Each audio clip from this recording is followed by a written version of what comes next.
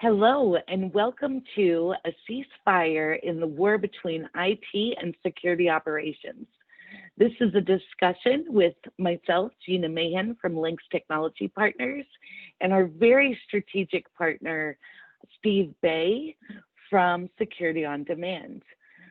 Both of our organizations work effectively together in solving a lot of tough challenges around this subject.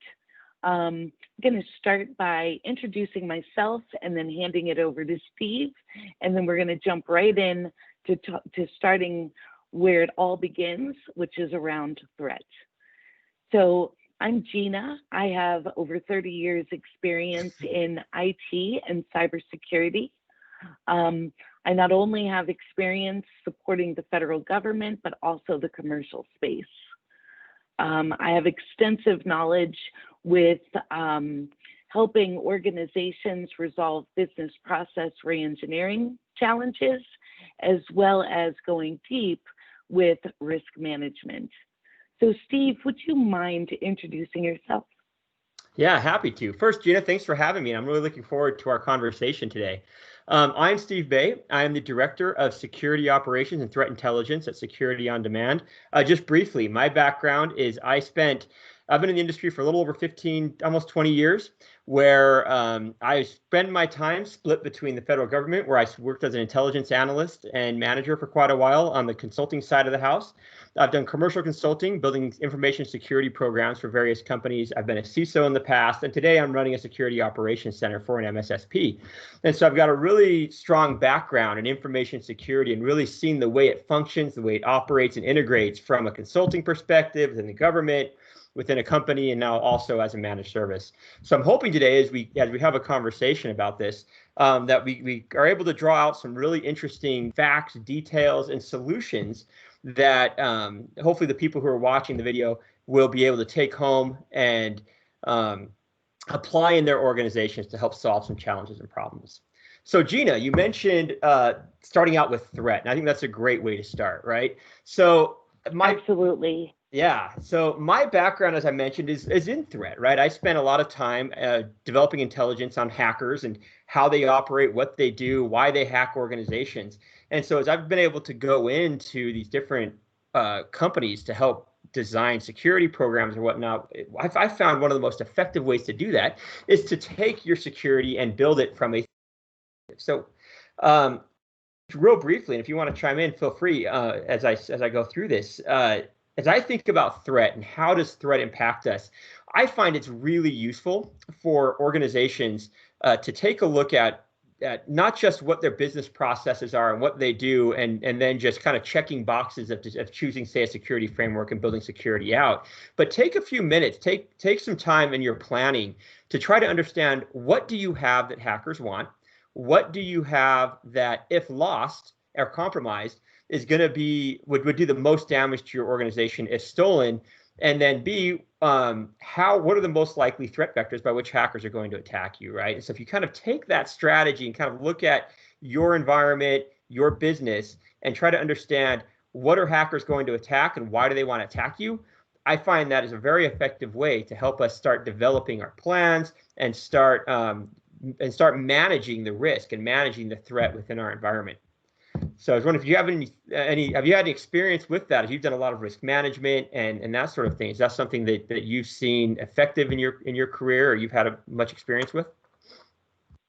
Absolutely. In fact, that is a key focus area for us is, providing a practical approach to providing that visibility because, understanding sort of your key business areas, the things that you would start to define your business impact analysis around and what the results would be related to a risk, but then all of those elements that roll into that, what we call a business interest, right? A department, a line of business, a major system. It's understanding that attack vector with all of the components, which could be employees, could be vendors, could be all of your IT assets, and being able to see that visibility and then quantify that risk. Right. So it's interesting you brought up a couple of things you brought up that really kind of piqued my interest there is you brought up the people piece of it, right? So studies are showing that people are the primary way hackers are getting in. So there's always this, it's interesting with information security. I don't know if you've experienced it this way or not. Information security is kind of like the man without a home, right? In an organization, there's always debate in terms of where does it fit? Should it fit in IT, and should it report up to the CIO? Should it maybe fit under the general counsel and report up to risk and in compliance and that sort of thing? And the reality is it doesn't fit perfectly in any one spot. And so as I have kind of gone through my career, it's been interesting seeing how we try to fit threat management and information security and be able to get the support from it when it doesn't really, it doesn't fit. So that's been a challenge to try to overcome in an organization is how do we make security fit better in the organization, fit with IT to be able to manage that risk and manage that threat and help ensure people are doing the right things and assets are being properly protected when I don't actually have any control over the people or any control over the assets is a challenge that I've seen quite a bit of. Absolutely. And then even being able to justify the budget associated to the spend for the cybersecurity strategy, right? So that is such a key point, right? And it is extremely difficult. And one of the things that we try to do, right, is help to justify that spend by showing the value and what risks you're actually mitigating by the investments that you make, right? And then at the same time, you know that within IT, it's all about business enablement, right? And now starting to incorporate, you know, whatever hardening is required or remediation is necessary based on threats as well as, you know, best practices and standards. You know, it really becomes very difficult if you're not able to impact the culture around understanding the actual cost of the business if there's an exploit. Yeah, that's a great point. And you know, you really, I think, highlighted and laid out really well what I think this kind of war that I've experienced in my career that kind of happens a little bit between IT and security, right? Is that you mentioned that IT is really there to be a business enabler. And oftentimes when security, especially security operations, right? I work in security monitoring as the primary focus of my job.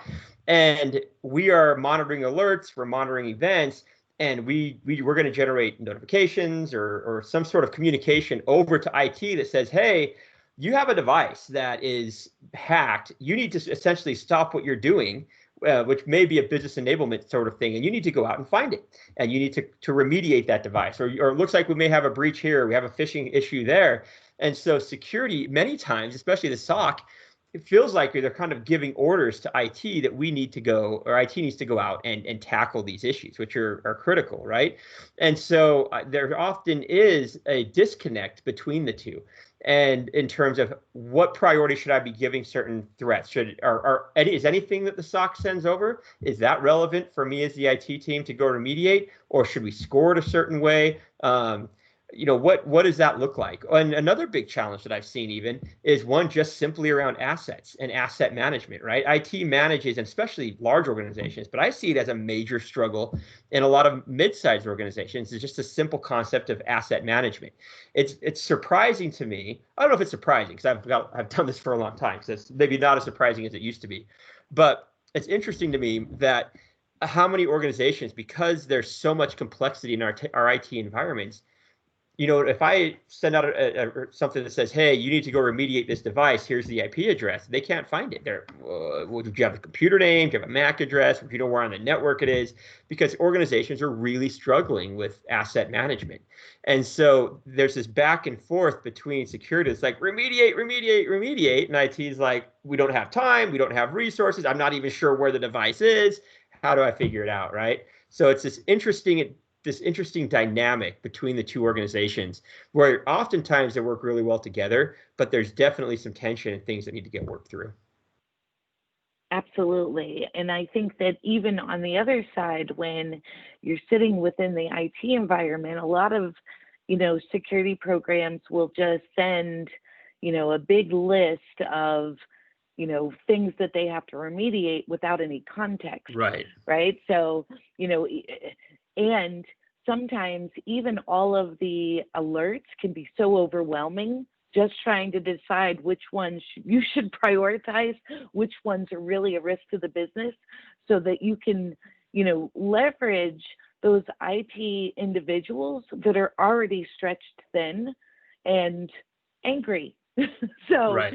absolutely, and then to your point, I've been very surprised myself, and I know we shouldn't be, but extremely surprised with the fact that most customers that I talk to, and we talk about just a CMDB or any kind of asset management, and usually the reaction is, yeah, we should have that, or we're using a tool, but we don't really trust the information, or we don't own the information. Maybe IT owns the solution.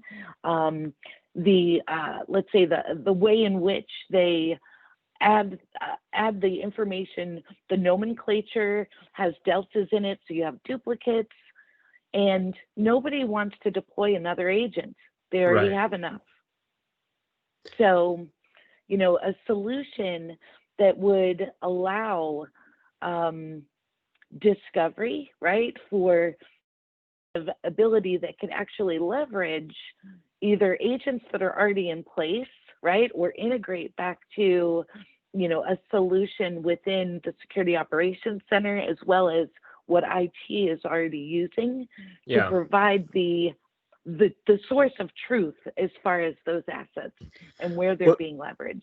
Yeah, for sure. So I think one of the ways that I've seen become very popular recently is this concept of automation and orchestration. Obviously, those kind of buzzwords in the industry, and we hear them a lot, right? But having tools that are integrated into your IT systems as well as your security operations center that would allow for high confidence, high fidelity threats that are being identified by the SOC to be automatically remediated, at least to stem the damage and stop the bleeding initially until a human can go and validate and verify or whatever it may be, is a very effective way to do it, right? So there are products and tools out there. There's a whole bunch of them, but out there that I've seen that really focus on this idea of self-healing, kind of automating a block. For example, like automating a block or something. I see an outbound communication to a bad IP address. It looks like there might be some data exfiltration occurring. I have pretty high confidence something bad is going on. Having a product where I can just, in the security operations center, at a push of a button or a few keystrokes or something, be able to apply a block on a firewall or on an IDS, or on the other hand, you've got an endpoint that looks like it may have gotten a piece of malware on it, being able to isolate that endpoint so like the malware can't spread to other devices, again, until IT can go out and remediate it. There's a great way to bridge this gap or this divide kind of between IT and security. Instead of us saying, hey, IT, you need to drop everything and address this, we can at least remediate it and slow the bleeding initially, and then allow IT to go out and when they have the chance. And I shouldn't be too much later, by the way, but at least it's not running around with your hair on fire, right? To address things. And this sort of thing also is really effective for bridging when you have 24/7 ops. If your IT team is a 9 to 5 kind of a shop, if something happens at 2 a.m., the SOC can apply that immediate remediation. It's okay to wait till the next morning for IT to come in and finalize everything and fix things up. Well, and what you talked about in the beginning, where you said the first thing that you want to start with is what's most important, what do hackers want to get to, right? And what, this kind of integrated solution can do is actually proactively create those automated scripts so that literally you're getting the threat intelligence or the alerts or incidents, whatever we want to describe them as. Everybody calls them a different thing, but you proactively have things that you can leverage through your automation based on things that you've proactively developed, protecting your quote unquote crown jewels, right? And then things that are more towards, regular hygiene, you can go your normal path where you submit a Right. ticket to the service desk. Yeah, that's a good point. But I will say, kind of listen to that and considering this issue of automation, there are some significant risks that need to be overcome, right? And this is something that, we in my role, in my job today, that we go back and forth with because we're a managed service, right? So we aren't just necessarily orchestrating and protecting our company, but the companies that contract with us. And one of the challenges we've contemplated is what is the risk for a managed service or even your internal SOC if we have a fairly high confidence that something really bad is occurring, right? But and that's going on automating an immediate remediation, an immediate response to it. Some of the risk for me that I see is A, either what if we're wrong, or B, the fix, even if we're right, the fix ends up causing too much damage, right? So let's say either one is kind of the same idea, where we have a false positive or the fix ends up doing more than we intend. What happens if we launch this automated solution and it's going to sit there for 8 hours? But let's say you're a bank, right, or a credit union, and you've got an online banking system, for example, and we see a bunch that looks like a bunch of really bad activity coming in from some foreign country, a bunch of people failed logins or whatever. And this looks an awful lot like a brute force attack, but maybe it turns out somebody just misconfigured something or whatnot, and you end up kind of shutting down the online banking system on accident, or you block a high value customer, or heck, heaven forbid, the network collapses or whatever based upon the remediation. And there's ways you can manage all that, of course, right? But my concern about all the time or often when I'm thinking about this automation piece of it are these unintended consequences. And how do you manage the potential risk of applying a block without having humans fully vet it out and do the full investigation, particularly when it's remotely done, or any other sort of thing. So I'll be interested in your thought as a risk manager in terms of what types of solutions might there be in place to help me overcome this fear that I've got that I'm going to inadvertently block something that's going to do harm to the company without intending to. So I think the bottom line is that it's got to be not something that's reactive, right? Because if you're seeing a threat and then all of a sudden you're saying, okay, shut it down, right? You're pushing the red button that rolls out some kind of automation that is crippling to the business. If you used a more proactive approach where you go back to the basics that you had mentioned, where you understand those areas of the business that an impact to them is non-negotiable, and shutting it down is less risky than continuing to operate and potentially leaking private information, et cetera, then you can essentially build a program almost that looks something like business continuity, that you see this, then you do this, and it's all pre-approved. The rules of engagement or the run book are already laid out so that you're not having to, in a sense, react like the Wild Wild West. You're following that script. I think that's really smart. Having that run book built and a script built is a really good approach. And that kind of brings to mind this concept of governance and how important having, whether it's through your CISO or a committee or something made up of higher level folks that are technical enough to understand these things, is having and doing a risk management, having governance in place to be able to manage the threat, manage the risks when we do these things, right? And making sure that everybody's on board. You maybe your tech experts, your security team, working with your IT team, helping build these run books. We have the kind of risk management group defining, okay, what risk is acceptable for us in this? Because you make a great point, right? If we have proper run books, we have proper procedures, we can accept the fact that, hey, there's a chance it's going to have an unintended impact, right? But we view the risk from the compromised device to be greater than the risk of whatever negative impact may occur. So we're going to go ahead and approve that. And I think that it's really important that we have some sort of governance in place, whether it's a committee, whether it's a consultant who is an expert in these things, or whether it's your CISO on his own proposing these things. But however your organization sees fit to do it, and I do recommend some sort of committee to help define and govern that risk and help remediate those sorts of concerns. Well, and all of that starts with visibility, right? We Right. already kind of talked about the fact that, if you don't know where your assets are and what they're Yeah. doing and who's doing what with what, everybody's running around with scissors. Nobody even knows who has scissors, right? Then all of a sudden you have a threat or an incident. If you're not proactive, then you have no idea what it is you're impacting if you were to try to enact some kind of automated mitigation on Right. the fly. However, if you're able to, have this sort of unification, this integrated risk management approach where all teams have visibility, IT understands, security ops understands, risk management is negotiating with the business to really lay out the cost of the risk versus the cost of continuing to operate. And then the whole piece around, proactive after action reviews and budget investment in strengthening the program, because you're able to collect sort of those trends across the industry, leveraging individuals and organizations like Security on Demand and you, Steve. You're able to enlighten them as far as, what's headed their way from a threat perspective. Right.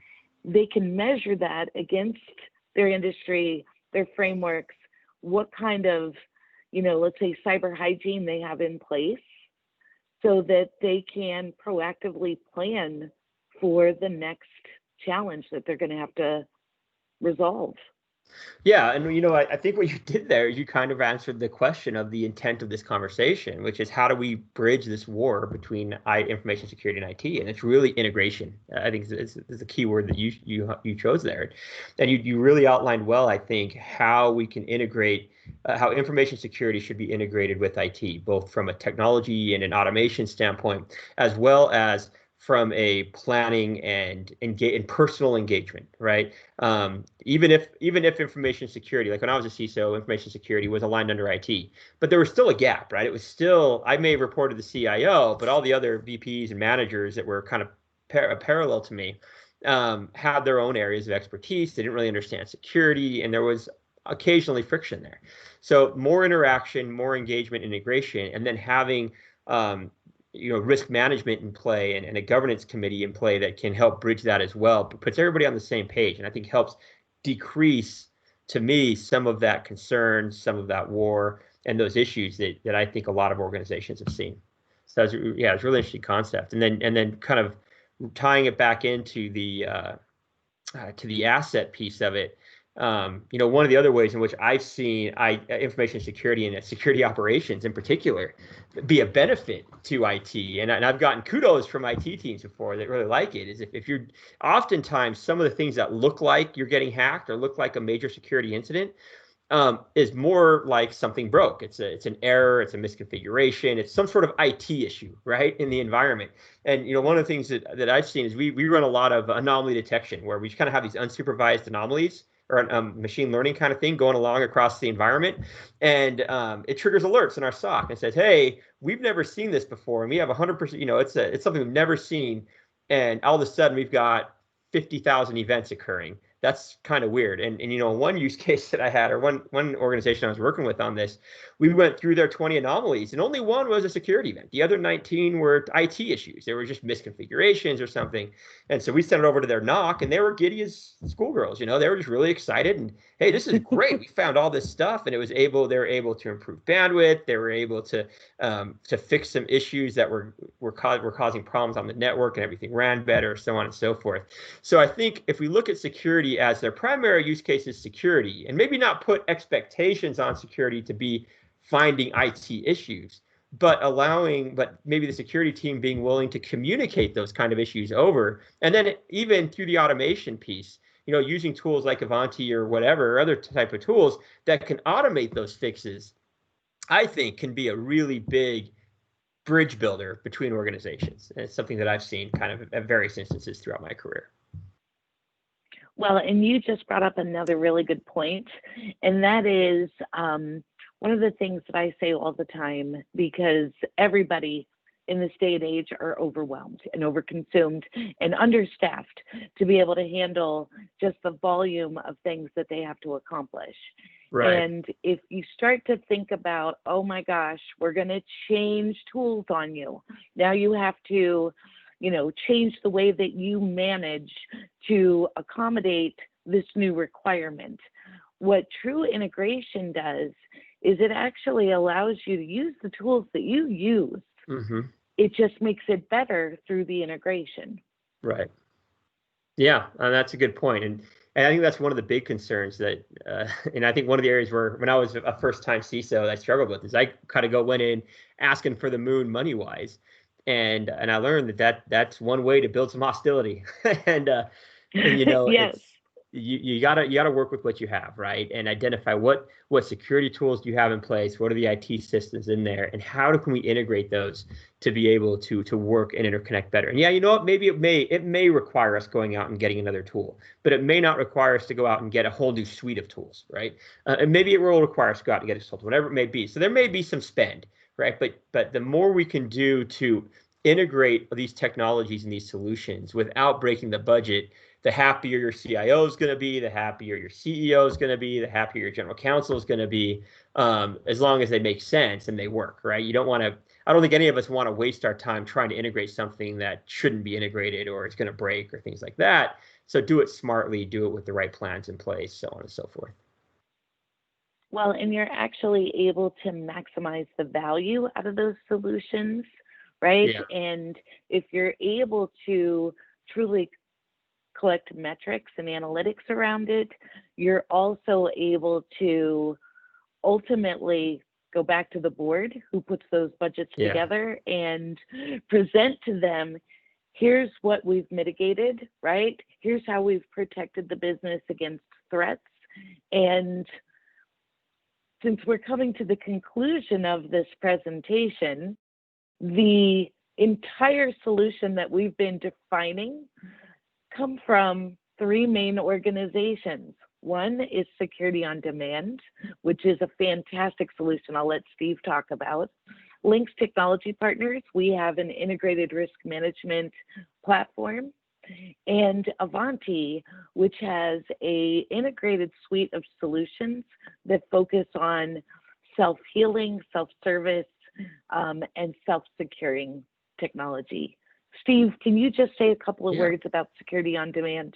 Yeah, thanks. And just to wrap it up, we at Security on Demand, we're an MSSP. We do security operations as a service, as well as many other security functions as a service, where we do security monitoring and detection. And we take the approach of as much automation as we can to try to handle the data problem, where instead of being buried in data, we're able to prioritize and structure alerts, combine them together, run advanced analytics on top of it to help try to identify the most severe threats so that we can secure the environment more effectively.